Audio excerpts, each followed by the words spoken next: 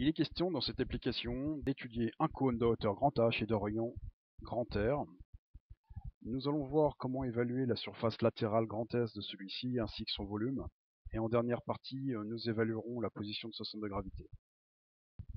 Pour la surface grand S, dans la littérature, on retrouve cette expression qui fait intervenir un radical que l'on appelle l'apothème du cône et qui n'est autre que la longueur d'une des génératrices de ce cône.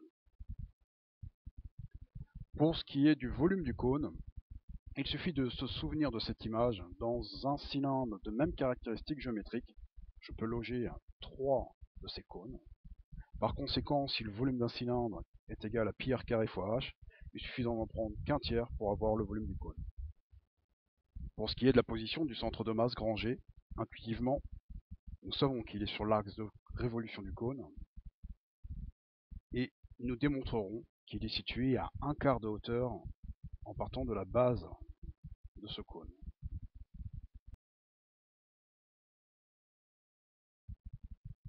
Pour ce qui est du paramétrage, si l'on considère un point M situé sur la surface de ce cône, il est facile d'employer un système de coordonnées cylindriques pour le positionner. Ainsi, le vecteur OM est caractérisé en passant par le point P par la somme d'une certaine longueur portée par Z et une certaine longueur qui va être portée par un vecteur unitaire dont j'installe ici le paramétrage.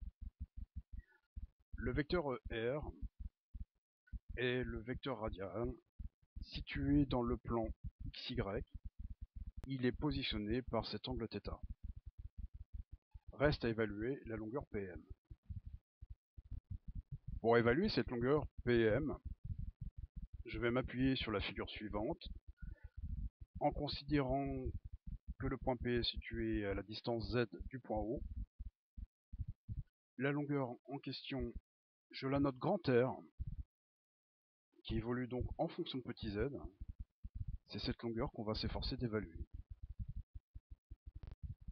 Alors, comment s'y prendre pour évaluer RZ en nous appuyant sur cette figure?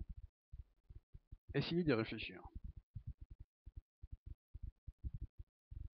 Une approche simple consiste à utiliser le théorème de Thalès et en montrant que le rapport des rayons correspond au rapport des hauteurs, on va trouver, réfléchissez-y encore,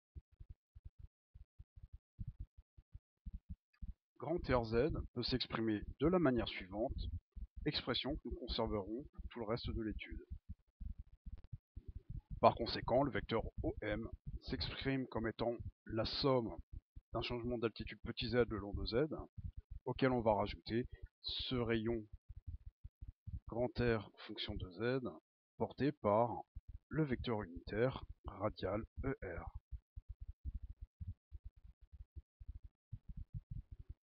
Ce résultat met en évidence d'une manière explicite la présence de deux variables, z et θ,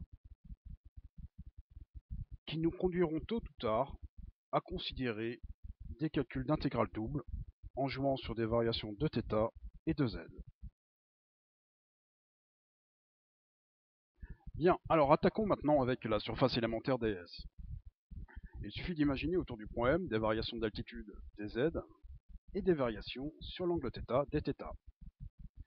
Ces variations infimes, il faut les imaginer infimes, ici elles sont modélisées avec d'une façon macroscopique, mais évidemment il faut les imaginer infimes. Ces variations vont décrire une surface que l'on va appeler ds, notre surface élémentaire. Alors, si on zoome sur ce qui se passe autour de cette surface grand S, si je considère le point M quelque part situé au centre de cette face, c'est un point M situé à un certain rayon grand R fonction de Z de l'axe Z.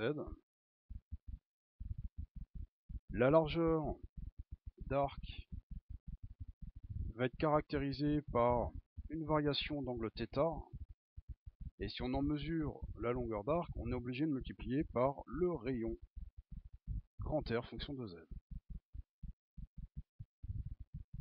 Enfin, dz est une variation de longueur le long de l'axe Z. Afin d'évaluer la surface ds de cette tuile, on va l'assimiler à une surface rectangulaire. Il s'agit d'une approximation, mais nous avons le droit de le faire dans la mesure où ces dimensions sont infiniment petites. Par conséquent, ds, s'il s'agit d'une surface rectangulaire, il suffit d'en multiplier la largeur par la hauteur. Alors la hauteur, il faut bien prendre garde à ne pas utiliser des z, il faut aller chercher cette variation de longueur dl qui est proportionnelle à dz. Mais que vaut dl? En avez-vous une petite idée?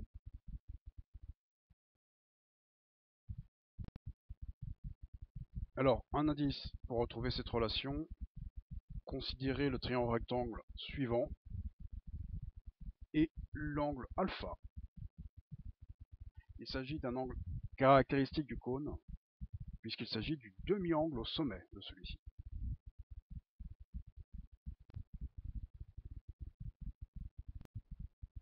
Alors, la relation, elle est à relier à la hauteur de ce cône et à son apothème, petit a.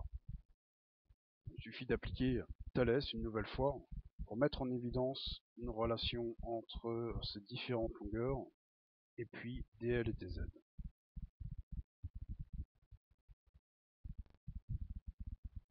On déduit de la sorte l'expression finale de ds qui va faire intervenir le paramètre z dans l'expression du rayon d'enveloppe grand R, le paramètre θ, et puis notre apothème qui réapparaît ici sous la forme de ce radical rouge.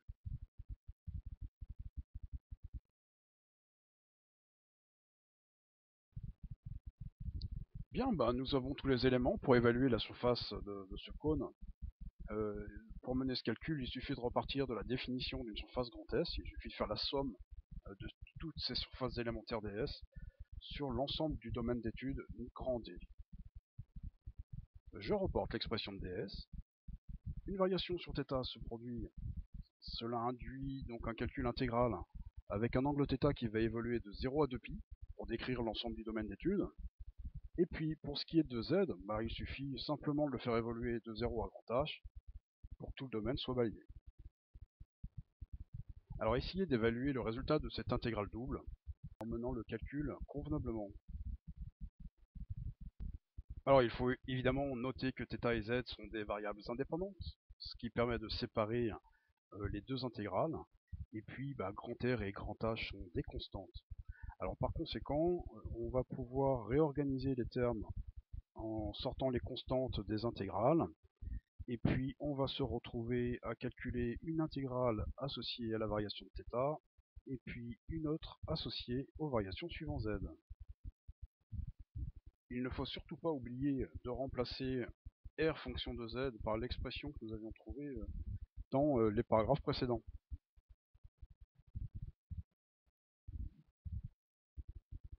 En l'occurrence, en menant le calcul intégral et en calculant, en adoptant les bornes 0 et grand H, évidemment, vous retrouverez le résultat R fois H sur 2. Enfin, l'intégrale de dθ de 0 à 2π forme le terme 2π. Voilà, il suffit de remettre en forme, et puis on va retrouver évidemment l'expression qui est attendue. Fin du travail. Ça va se corser, puisqu'on va s'intéresser maintenant au calcul du volume du cône. Cela nécessite, en calcul préalable, d'évaluer le volume élémentaire dV. Cela signifie en particulier qu'autour du point M, nous allons mener non seulement des variations suivant Z, des variations également suivant l'angle θ, mais on va y ajouter également des variations suivant le rayon que je vais appeler petit r. C'est la combinaison de ces trois variations qui vont permettre au point M de décrypter l'espace sous la forme d'un volume élémentaire que l'on note dV. Alors, macroscopiquement, qu'est-ce que ça nous donne? Si je considère mon axe grand Z, mon point grand M, qui est positionné par rapport à Z, alors, cette fois, par un rayon petit r, qui est variable. Ce volume est donc caractérisé par une variation de hauteur dz, une variation angulaire dθ, et la largeur de ce bloc mesure la dimension r fois dθ, et enfin la profondeur est caractérisée par une variation sur petit r. D'après ces caractéristiques, on évalue dV comme étant le volume d'un pavé équivalent de profondeur dr, de largeur r fois dθ et de hauteur dz.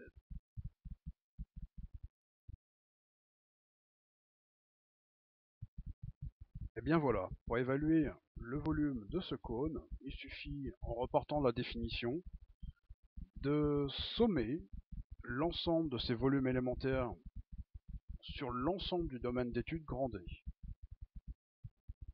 En reportant les éléments que nous avons évalués précédemment, eh bien, grand V va se calculer sous la forme d'une intégrale triple, faisant intervenir les variations suivant Z, suivant θ et suivant R, avec des bornes d'étude qui correspondent à 0 à grand H pour Z, 0 et 2π pour θ. Et pour ce qui est de R, eh bien,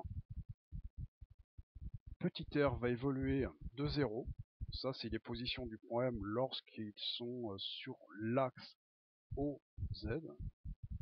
Et pour aller jusque sur la surface enveloppe du cône, eh bien, petit r va évoluer jusqu'à grand R, fonction de Z, expression que nous avons évaluée précédemment. Alors, essayez de calculer cette intégrale triple en prenant bien garde à calculer les intégrales dans le bon ordre, puisque la borne supérieure de petit r dépend de Z.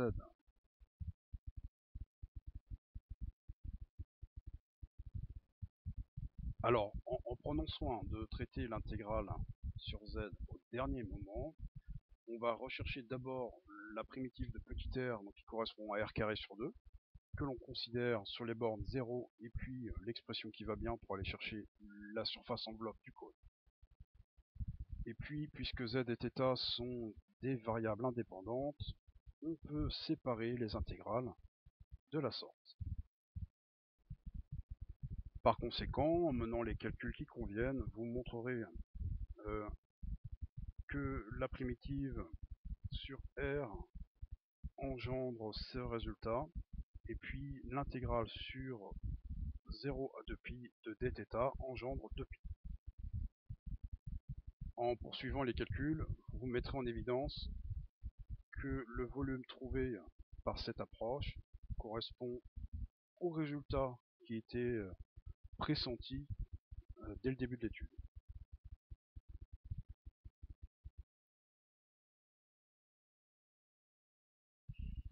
Dernière étape de cette étude, il s'agit d'évaluer la position du centre d'inertie grand G.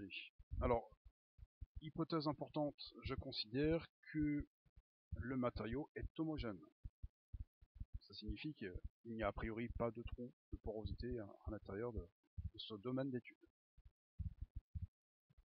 Par définition, on sait que m fois le vecteur OG, qui va caractériser la position de ce centre d'inertie, est égal à la somme des éléments dm que multiplient les vecteurs OM. Calcul intégral que nous mènerons sur le domaine d'étude considéré. Alors en préambule, je rappelle que la masse de ce cône est égale au produit de la masse volumique ρ par le volume grand V, ce qui nous permet de retrouver l'expression suivante pour la masse, m, et puis à l'échelle infiniment petite, la masse élémentaire dm est égale au même type de produit. L'élément de volume dV évidemment n'a pas changé depuis le calcul du volume du cône. La position du point M est toujours décrite dans un système de coordonnées cylindriques, en notant bien que petit r est devenu une variable de l'étude au même titre que z et θ. Et puis pour terminer, dernier élément, il faut considérer que le domaine d'étude est décrit sur par chacune des variables en faisant évoluer z de 0 à grand H, θ de 0 à 2π et petit r. Il variera donc de 0 position du point M sur l'axe jusqu'au rayon grand R de z pour le point M lorsqu'il est sur l'enveloppe du cône. Voilà, alors on a maintenant toutes les briques pour mener le calcul. M fois OG est donc égal à une certaine position du point M, caractérisée donc par les coordonnées cylindriques. Un certain élément de masse, et il ne faut surtout pas oublier donc l'expression de la masse volumique ρ dans cette intégrale. Et puis, une intégrale sera associée à la variable R, une à θ, et une dernière associée à petit z. Alors, à vous de jouer, essayez de calculer cette intégrale triple en respectant encore une fois l'ordre des calculs d'intégrale. Alors, lorsque vous menez le calcul, surtout n'oubliez pas d'injecter la variable R dans les termes vectoriels. Par conséquent, on se retrouve à calculer la primitive de R au carré, et puis la primitive de petit r, donc portée par z. Alors la primitive de petit r, c'est du r carré sur 2, et en le considérant sur les bornes qui conviennent, eh bien, on va pouvoir évaluer chacun des éléments.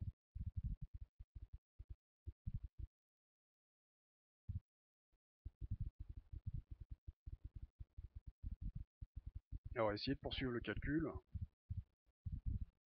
Alors, pour mener le calcul, on va séparer les deux termes vectoriels.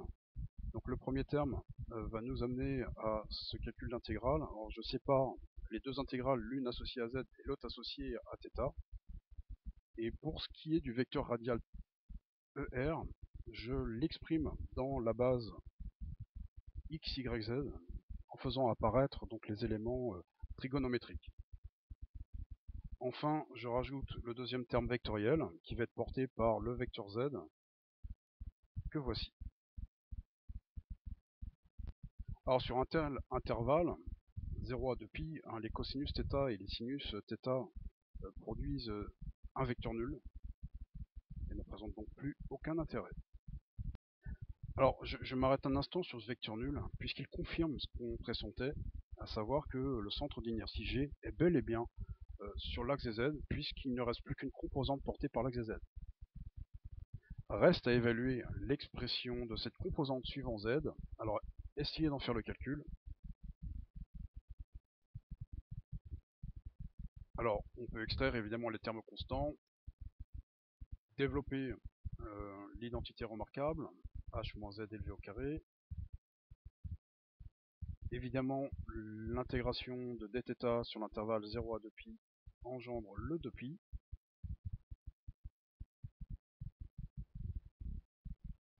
Ce calcul ne présente pas de grande difficulté, il faut juste le mener d'une manière très rigoureuse. Vous retrouverez en menant le calcul d'intégrale, donc le résultat, donc h puissance 4 divisé par 12. Alors ce qu'il y a d'habile ici, c'est évidemment de mener les simplifications, et puis aussi on va s'efforcer d'exprimer 12 sous la forme d'un produit, donc 4 fois 3, ce qui va nous permettre tout à l'heure de faire apparaître la masse M du cône. En réagençant les différents éléments, on va de la sorte mettre en évidence la présence de l'expression de la masse petit m qu'on avait évoquée précédemment, donc 1 tiers de ρ fois pi r carré h, terme que l'on va pouvoir simplifier avec la masse m située dans le membre de gauche de cette équation. Voici donc démontré que le centre de gravité d'un cône est situé sur son axe de révolution à h sur 4 de sa base.